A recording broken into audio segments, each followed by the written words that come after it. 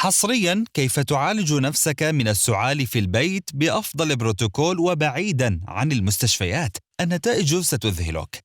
قد تكون بخير في لحظة ما، ثم فجأة بينما أنت جالس على مكتبك يصيبك هذا السعال المزعج الجاف. لن تقلق بعد اليوم، نضع بين يديك علاجات منزلية يمكنك صنعها بمكونات موجودة في منزلك، مجربة ونتائجها مضمونة.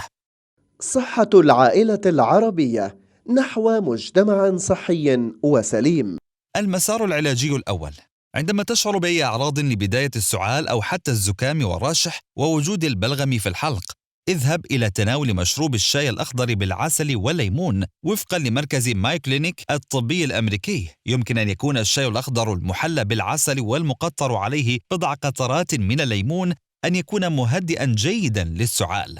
وقد أثبتت العديد من الدراسات والأبحاث العلمية أن المواد الفعالة في الشاي الأخضر عندما تلتقي مع العسل والليمون فإنها تعمل على رفع كفاءة الجهاز المناعي وتعمل على تهدئة السعال بشكل رائع جدا. كما أن هناك إجماع اختصاصي التغذية العلاجية أن مشروب الشاي الأخضر بالعسل والليمون سيكون بداية رائعة من أجل التخلص من هذا السعال ووجود البلغم في الحلق والصدر، إلى جانب المسارات التي سنريدها في هذا الفيديو. بخار الماء: اغسل كل تلك الجراثيم. هل لاحظت كيف يمنحك الاستحمام شعوراً رائعاً في كل مرة تكون فيها مريضاً؟ فإضافة إلى أنه يخلص جسدك من العرق المحمل بالجراثيم، فبخار الماء مفيد جداً لتسكين السعال. وهناك طرق مختلفة للحصول على بخار الماء أو حتى بخار بعض الأعشاب المفيدة، وعلى رأسها البابونج. إن استنشاق ذلك البخار يعمل على تخفيف المخاط في القنوات الأنفية ويمنحك شعوراً بالاسترخاء. المسار العلاجي الثالث: إذا شعرت بوجود سعال خفيف أو بداية التهاب في الحلق أو وجود بلغم في الحلق أو في الصدر، اذهب فوراً إلى قطعة من الليمون واعصر ليمونة واحدة وتعلم كيفية الغرغرة الصحيحة بالليمون. إنه أفضل علاج مجرب وفعال لتخفيف الالتهاب والتورم. يستخدم هذا العلاج عادة لالتهاب الحلق، لكن ثبت أن الغرغرة بالليمون أحياناً لها فعالية في تنقية المنطقة وعلاج السعال أيضاً، إذ يساعد الليمون على تخفيف الالتهاب والتورم في الحلق اللذين قد يسببان السعال في بعض الأحيان. يقول الطبيب مازن السقا، استشاري التغذية العلاجية والمختص في النباتات الطبية: أنصح الناس بالغرغرة بالليمون، فله فوائد رائعة في علاج نزلات البرد والإنفلونزا والسعال. المسار العلاجي الرابع: السبب الرئيس في حدوث التهيج في منطقة الرئتين في الجسم. هذا التهيج سببه التلوث بشكل عام، تلوث بيئي، تلوث من الأطعمة، تلوث من التدخين. هناك أهداب تقوم بالتخلص من هذا البلغم، ولكن عندما يصل التلوث والالتهاب إلى درجة كبيرة لا تستطيع الأهداب التخلص منه، يبدأ البلغم بالتجمع، وقد يكون بكتيرياً وقد يكون فيروسياً. عند حدوث الالتهاب البكتيري يتغير لون البلغم ويتم مشاهدته بصور وألوان مختلفة، وهذه الألوان تدل على قدر التلوث والالتهاب. ويمكن أن يصل البلغم إلى اللون الأسود أو اللون الأحمر مع وجود الدم، وكلما زاد اللون تكون الأهداب في تلاش ومتوقفة عن العمل. وعليك أن تتناول مشروب البابونج، فهو ينظف التلوث الحاصل وخصوصا عند المدخنين، إذ من الضروري استخدام البابونج بشكل يومي، فيتم تنظيف كل ما يتركه النيكوتين والغبار. ولابد في هذا المسار تحديدا استثمار البابونج الرائع في اتجاهات ثلاثة. أولا، الغرغرة بالبابونج، حيث يساعد الشاي البابونجي على التخلص من التهاب الحلق بسبب خواصه المهدئة والمسكنة للألم ودوره في محاربة العدوى، وخواصه المضادة للالتهاب والمهدئة للحلق والمسكنة للألم. ثانياً، تبخيرة البابونج. ثالثاً، تناول مشروب البابونج.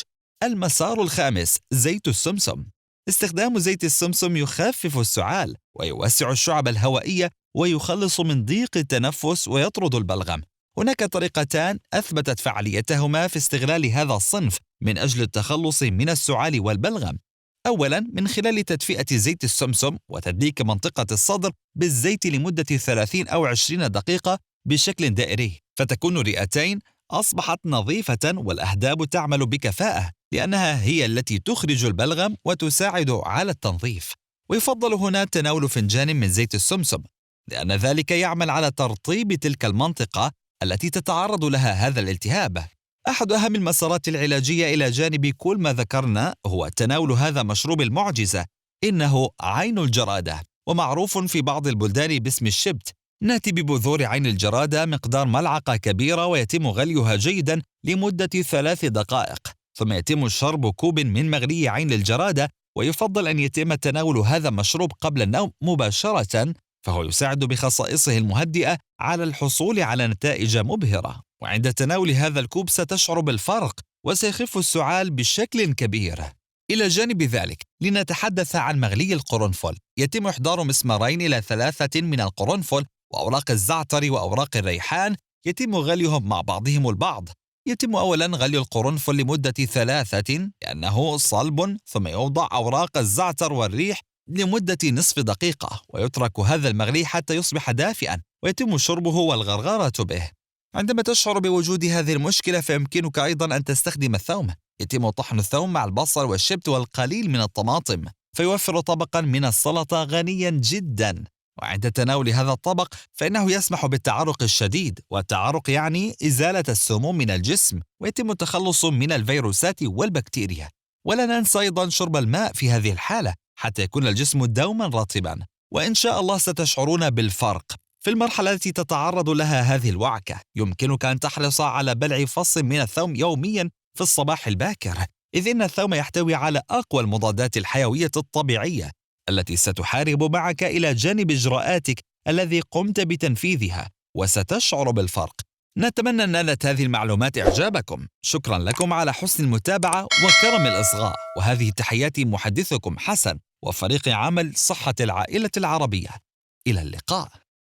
صحة العائلة العربية نحو مجتمع صحي وسليم.